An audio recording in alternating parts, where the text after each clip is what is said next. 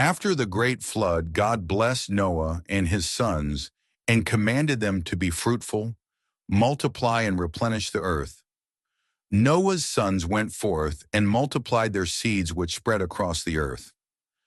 Noah had 3 sons. However, for the purpose of this video, we will focus on Noah's eldest son, Japheth. After the flood, when Noah and his family had settled, Noah became a farmer and planted a vineyard. One day he drank wine and became drunk. In his drunkenness, he lay naked in his tent. Ham, his youngest son, also referred to as the father of Canaan, saw his father's nakedness and told his brothers. Out of respect for their father, Shem and Japheth took a garment, walked backward into the tent, and covered their father without looking at his nakedness. When Noah woke up and learned what happened, he cursed his son Ham and blessed Shem and Japheth. He proclaimed that God shall enlarge Japheth, and that he shall dwell in the tent of Shem, and Canaan shall be his servant. Now let's unpack this blessing. The name Japheth, also known as Japheth in Hebrew, is related to the root word meaning to enlarge or to expand. This was a prophetic blessing that Japheth's descendants would spread widely over the earth, becoming numerous, powerful, and culturally influential. Historically, Japheth's descendants are seen as the Indo-European peoples who spread across Europe and Asia. The phrase, "and may he dwell in the tents of Shem," has deep spiritual significance. It suggests that Japheth's descendants would benefit from the spiritual blessings of Shem's line, from which Abraham, Israel, and Jesus Christ would descend. Many Christian scholars believe this foretells that Gentiles coming down from Japheth's line would share in the gospel and salvation that came through the Jews. The phrase, "and may Canaan be his slave," can be interpreted as follows. Canaan, the son of Ham, is cursed, and Japheth is promised dominance or authority over Canaan's descendants, along with Shem. In history, this played out in the conquest of Canaan by Israel, who are the descendants of Shem, and later the dominance of European nations by the descendants of Japheth over parts of the ancient Canaanite world. Japheth gave birth to 7 sons, and through them came a multitude of tribes and nations.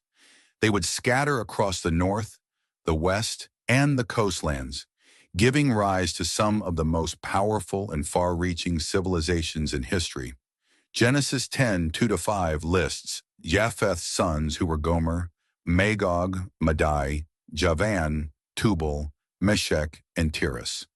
Gomer, the father of Western Europe, settled in the northwest, beyond the Black Sea.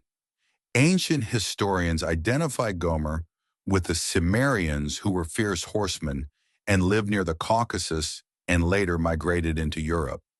His son Ashkenaz became linked with Germany and Eastern Europe. Even today, Jews of European descent are known as Ashkenazi Jews.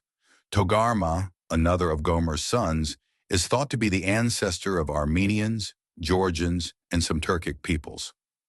Modern-day nations linked to Japheth are Germany, France, Poland, Armenia, Turkey, and parts of Eastern Europe. Magog, the father of northern people, is a mysterious figure, often symbolizing northern, powerful, and sometimes hostile nations in prophecy. The Scythians, nomads of the Eurasian steppe, are commonly linked with Magog. In Ezekiel 38-39, Gog of the land of Magog is prophesied to lead a coalition against Israel in the last days. Modern-day people that are associated with Magog are Russia, Ukraine, and Central Asian peoples. Madai is the progenitor of the Medes, who were ancient Iranians, along with the Persians, also known as modern-day Iranians, formed the Medo-Persian Empire, a key power in biblical prophecy. Today, the Medes are considered ancestors of the Kurds and are connected to Iranian culture and language. Modern-day nations associated with Madai are Iran and Kurdistan, which is a region across Turkey, Syria, Iraq, and Iran. Javan is widely understood to be the ancestor of the Greeks. His sons settled in the Aegean Sea, Cyprus, and Western Mediterranean. Modern-day nations associated with Javan are Greece, Italy, Spain, Cyprus, and the Aegean Islands. Tubal and Meshech are two names that often appear together in biblical prophecy.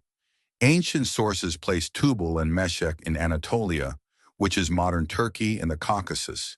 Some traditions later connected them to Moscow and Tobolsk. Modern-day nations linked to Tubal and Meshech are Turkey, Russia, Georgia, and southern Ukraine. Noah's last son Tiras is considered as the father of the Thracians and Europeans. Tiras is linked with the Thracians, who lived in what is now Bulgaria, Greece, and Turkey. Later, some traditions associate Tiras with seafaring peoples, possibly the Etruscans or even ancient Europeans in general. Modern-day nations associated with Tiras are Bulgaria, Romania, Greece, and possibly Italy.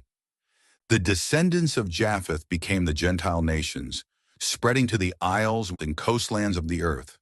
Their influence reached far and wide across Europe, Northern Asia, the Americas, Australia, and beyond through colonization and migration. By these were the isles of the Gentiles divided in their lands, everyone after his tongue, and families in their nations.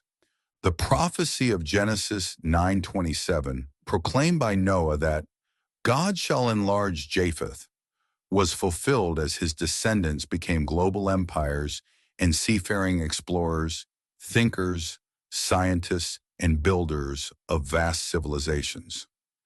In prophecy in the end times, Japheth's descendants appear again in Ezekiel 38-39, where Magog, Meshech, and Tubal rise in the latter days.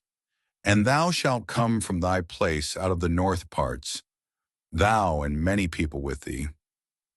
In Revelation 28, Gog and Magog appear as the final enemies of God's kingdom, symbolizing all the nations in rebellion, from the Medes of Persia to the philosophers of Greece, and from the tribes of Europe to the isles of the West. Japheth's children cover much of the modern world.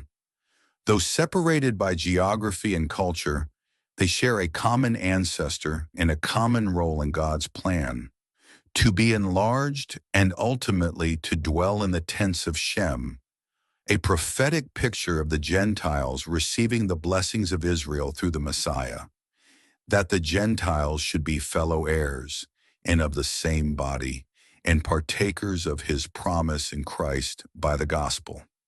Now, do you believe that you are part of God's plan for a greater purpose? Leave a comment, subscribe, and share.